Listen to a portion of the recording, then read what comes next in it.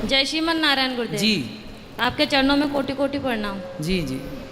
गुरुदेव मेरे 3 क्वेश्चन हैं। मैं ये पूछना चाहती हूँ, अगर कोई लड़की अपने आप से अपना चरित्र खराब करे तो उसको पाप तो वो लगेगा, अगर माता पिता ही उसका चरित्र खराब कर दे तो?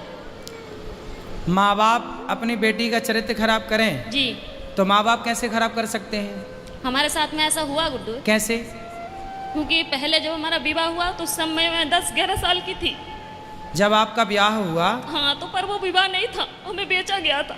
आपको किसने बेचा? माता ने हमारी। आपकी माँ ने बेच दिया। किसको बेचा? जिनके साथ में विवाह किया उनसे पैसे लिए गए थे। तो वो कितनी उम्र का था? वो हमसे ज्यादा उम्र के थे। कितने? ऐसे ही लगभग 19-20। वो 19 साल का था। जी। और आप उस समय कितने साल की थी? ऐसे ही 10-11 साल की। जो पहला पीरियड होता है वो मेरी शादी के बाद ही आई। अच्छा, तो उस 20 साल के लड़के के साथ आपको बेच दिया। जी। फिर क्या हुआ? फिर क्या, फिर उस समय मुझे इतना ज्ञान नहीं था कि परिवार कैसे चलाए जाते हैं, घर गृहस्थी कैसे चलाई जाती है। ठीक है। फिर भी जैसे तैसे भी वो शराबी था। हर रोज मारता था, कूटता था। इतना भी है कि जहाँ तक कि आदमियों को भी घर पे लेके आता था, शराब पिलाता था, मीट बनाता था, मच्छी बनाता था, उन्हें खिलाता था। रात के 11 बजे 12 बजे यहाँ से जाना, और पूरा गांव एक गंगवार का और एक सरदार पूरी रात घर पे रहेगा, तो हर कोई उंगली तो मुझ पे ही उठाएगी ना। फिर कितने साल चला ये सब कुछ? 9 साल। फिर वहाँ पे एक बेटा हुआ, एक बेटी भी हुई। आपकी बेटी उस समय हाँ। जब बेटा हुआ तब आपकी उम्र क्या थी? ऐसे लगभग 16-17 साल की थी। आप 16 साल की थी तब आपको बेटा हो गया? जी। ठीक है। फिर उसके बाद में वो मारने लगा, काटने लगा, शराब पी के कभी नाली में पड़ा रहता था, कभी गड्ढों में पड़ा रहता था, वहाँ से उठा उठा के लेके आओ। फिर जब वो ज़्यादा ही परेशान करने लगा तो मम्मी पापा ने वहाँ से घर ले आए। फिर मैंने उनसे ये कहा कि मम्मी ऐसा करो कि अभी मेरी दूसरी शादी मत करवाओ, हो सके वो आ जाए मुझे दोबारा लेने, या फिर मैं कहीं के काम करके खा लूँगी। तो बोला नहीं, तेरे साथ में बच्चा है, अगर बच्चा नहीं है, तेरे साथ में बच्चा नहीं होती तो कोई बात नहीं है, दुनिया तुझ पे ये कहेगी, अच्छी भी रहेगी तब भी दुनिया तुझ पे उंगली उठाएगी। फिर उन्होंने मुझे दूसरा जगह करवाया। दूसरी शादी कर दी? जी। वहाँ से भी पैसे लिए गए। फिर बच्चा हमारे साथ में थे। फिर वो बोल रहे थे कि अगर तू, पहले तो कहने लगे थे ये कि हाँ बच्चों को भी सही समझूंगा, फिर बाद में हमारे बच्चों को मारने लगे, कूटने लगे। उसे अब सही। कहाँ हैं? अब क्या है? अब मैं वहाँ से दूसरी जगह हूँ। अब उसको भी छोड़ दिया? जी। अब कहाँ है? अब मैं अपने आप से बैठी हूँ। तो अब ब्याह नहीं किया? नहीं, अपने आप से दूसरी जगह बैठी हूँ। दूसरी जगह बैठी हूँ मतलब? यानी कि तीसरी जगह बैठी हूँ मैं अपने आप से, किसी से भी। मतलब तीसरी जगह ब्याह कर लिया जी। आपने। तो तीसरा वाला कैसा है? वो ठीक है। वो बच्चों को अपना रहा है? जी। तो अब हमसे क्या पूछना चाहती हो? मैं ये पूछना चाहती हूँ, जो मेरे साथ में हुआ इसका पाप कौन भरेगा? इसका पापी कौन है? जी। और दूसरी बात ये है कि जब हमारे बाबा को जब समय पूरा होने लगा था तो वो अस्पताल में एडमिट थे, तो उन्होंने मुझसे ये कहा था कि संगीता कोई भी तुझे तेरी माँ को रोटी नहीं देगी, तू ही देना। तो ठीक है, मैंने वो वचन दिया उन्हें कि ठीक मैं ही मम्मी को संभालूंगी। अब वो घर में इतनी दुखी करने लगी है कि हद से ज्यादा मेरे पूजा पाठ से। कौन दुखी करने लगा? मम्मी। आपकी माँ? हाँ, मेरे पास में रहती है। पूजा पाठ कुछ भी करो, हमेशा तंग करते। माला जपने जाती हूँ तो अंदर जाके फोन लगा लेगी, बात करने लगेगी और कहती है तू पूजा पाठ कर रही है, तुझे क्या मिल रहा है, ऐसे भगवान को मैं लात मारूं। तो अभी आप तीसरी के साथ खुश हैं? जी। तो फिर अब तो खुश है ना? जी। तो अब क्या दिक्कत है? अब दिक्कत यह है, जो मेरा तीसरा वाला पति है वो बात बात पे मुझसे झूठ बोलता है। अच्छा, क्या झूठ बोलता है? यही, कोई भी बात हो मैं इनसे ये बोलती हूँ कि कोई जो भी बात हो सच बोलो करो, पर यह है कि जो भी बात करते ऐसा है कि इनकी दूसरी पत्नी भी है। अच्छा। हाँ। तो तीसरा वाला जो पति है उसकी ऑलरेडी पहली पत्नी है? जी। आप उसकी दूसरी पत्नी हो? जी। अच्छा। तो आपने ऐसे से क्यों ब्याह कर लिया जिसकी ऑलरेडी थी? उन्होंने मुझे कुछ पता ही नहीं थे पहले। मतलब तीसरे वाले ने भी आपको धोखे में रखा? पहले पता ही नहीं थे कुछ भी। तो अब तो रखता है ना प्रेम से? हाँ, अब रखते हैं प्रेम से।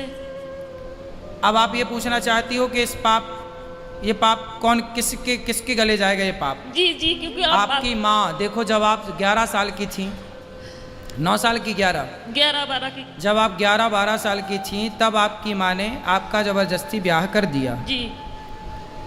तो आपको ऐसा क्यों लगता है कि उस माँ ने बेचा? हो सकता उस माँ ने ब्याह ही कर दिया हो आपका? नहीं गुरुदेव, वो घर वाले बोलते थे कि तेरे माँ ने 5,000 रुपए लिए कि 10,000 रुपए लिए, यदि उन्होंने पैसे लिए कि हैं, तुझे डंगर की तरह हमने खरीद यदि के उन्होंने लेके बेचा है तो फिर माँ पापी है आपकी। यदि नहीं बेची, आपका विवाह किया है, तो माँ पापी नहीं है। और केवल गुरुदेव माँ मेरे इस बात की पापी है कि आपको जबरदस्ती इतने बड़े लड़के से आपका ब्याह कर दिया। देखो विवाह ऐसे नहीं होता, साल 2 साल का ही बड़ा छोटा चलता है, डबल नहीं चलता कि लड़की 10 साल की है और लड़का 20 साल का है, ये नहीं चलता। यदि कोई भी माँ बाप अपनी बेटी के लिए उससे डबल उम्र का लड़का चुनते हैं तो वो माँ बाप पाप के भागीदार हैं, क्योंकि उस समय बच्ची तो निर्णय नहीं ले रही है, माता पिता डिसीजन ले रहे हैं। तो लड़की के लिए वर कैसा होना चाहिए?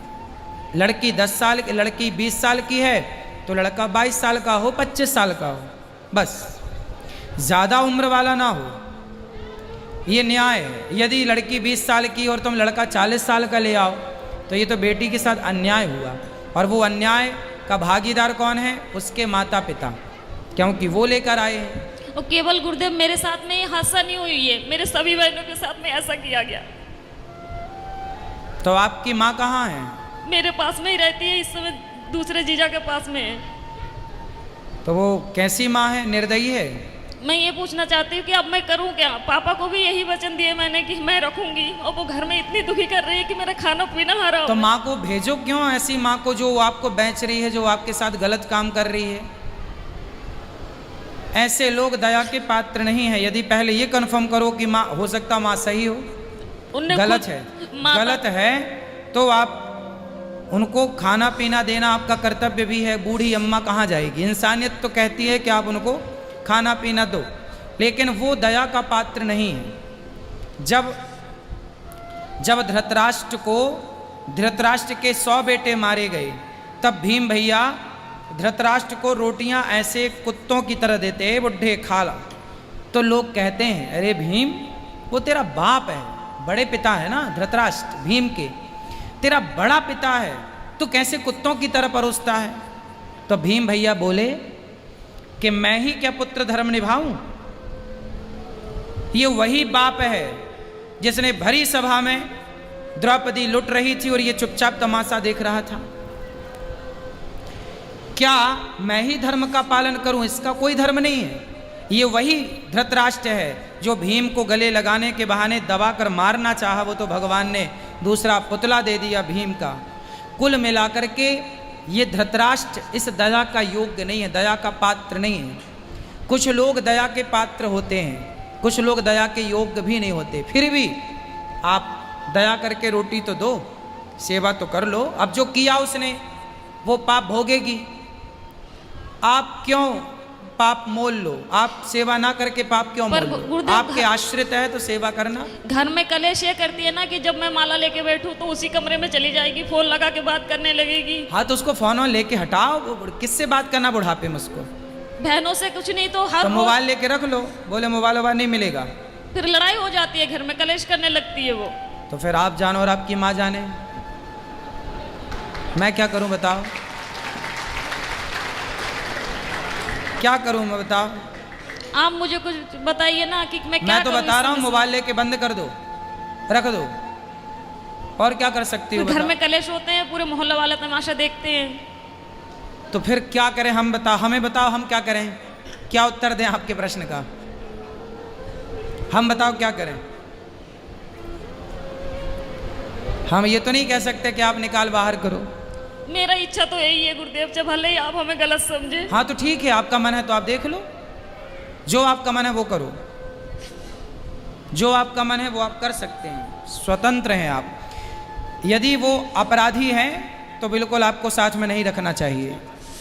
और दूसरी क्वेश्चन ये है गुरुदेव, अगर किसी जगह में मेरी इज्जत नहीं होती हो, कोई इंसान मैं वहाँ पे जा रही मुझे पानी को नहीं पूछता हो, क्या मुझे वहाँ पे जाना चाहिए? ना, वहाँ कदापि नहीं जाना चाहिए। आवत ही हर से नहीं नैनन नहीं सने, तुलसी तहाँ न जाइए कंचन बरसे मेघ। वहाँ कभी नहीं जाना चाहिए जहाँ आपके जाने से सामने वाले को प्रसन्नता ना हो। हाँ तो वो जैसे मेरी सौतन है, जो हमारी सौतन है वो मेरे मेरे पास में आती है, हम बाहर रहते हैं यानी कि कमरे किराए पे लेके, तो वो जब आती है तो हम उसे चाय से लेके नाश्ता से लेके ऐसी कोई कमी नहीं छोड़ती हूँ कि उसे बुरा लगे। मम्मी चाहे सास हुए चाहे बच्चे हुए चाहे कोई भी हुए, पर वो लोग नहीं चाहते कि मैं उस घर में जाऊँ। और हमारे पति यही चाहते हैं कि मेरे साथ में तू चल, मैं क्या करूँ, दुविधा में फंसी हुई हूँ। पति हमारी यही चाहते हैं कि तुम जाया करो हमारे साथ। भाई जो आपकी सौतन है, पहले तो उसका ही अधिकार है ना आपके पति में। जी जी। आप तो बाद में आई हो जी। वो आपको क्यों स्वीकार करेगी? नहीं, उसने करवाई थी ये शादी। अच्छा, उसी ने करवाई थी? जी, उसकी मर्जी से हुई थी। क्यों क्यों करवाई उसने? अब ये तो मुझे नहीं पता, ये राज तो इन्हीं को पता होगा। तो वो आई है आपकी सौतन? नहीं, वो नहीं आई है। कौन आया है? पति आए हैं। अच्छा, बात कराओ पति से। राधे राधे गुरु जी। जी जी आप ही हो पति परमेश्वर, दो दो पत्नियों के? तो बताओ आपने दूसरा ब्याह क्यों कर लिया? जी। माइक पास में लो। हेलो बेटा काम पे ध्यान दो, माइक पास में लो उनके। बताओ दूसरा विवाह क्यों किया आपने? सर जी, वो तो गुरु जी मजे मजे में कर लिया ऐसी। हैं मजे मजे में?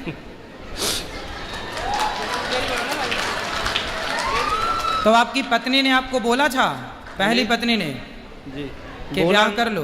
बोला नहीं था, लेकिन हम एक दूसरे से प्यार करते थे, प्यार में हो गया सब लोग। आप किससे प्यार करते? इनसे? जी। तो जब आपकी पत्नी थी तो ऑलरेडी आपको अपनी पत्नी से प्यार नहीं हुआ? पत्नी से भी प्यार था, लेकिन इनसे प्यार हो गया तो फिर। तो पत्नी से प्यार था, पर प्यार आपकी ज़्यादा उमड़ रहा था, तो फिर और किसी से भी प्यार हो गया। कितनी उम्र, मतलब कितने साल पहले शादी की थी इनसे आपने? से लगभग 10 साल पहले। 10 साल पहले। कितने बच्चे हैं आपके? मेरे 6 बच्चे हैं। 6 बच्चे हैं। तो अभी भी कुछ और प्यार व्यार करने का मूड है? नहीं जी। अब तीसरा चौथा पांचवा? नहीं गुरु जी, अब कुछ नहीं। हैं? अब कुछ नहीं, बस। तो हो गया सब खाली प्यार? क्या अभी और हिचकोले मार रहा है? नहीं जी, अब कुछ नहीं। तो अब बताओ, इनकी ज़िंदगी बर्बाद ना करो, इनका ध्यान रखो। नहीं गुरु जी, इनका तो बराबर ध्यान रख रहे हैं हम।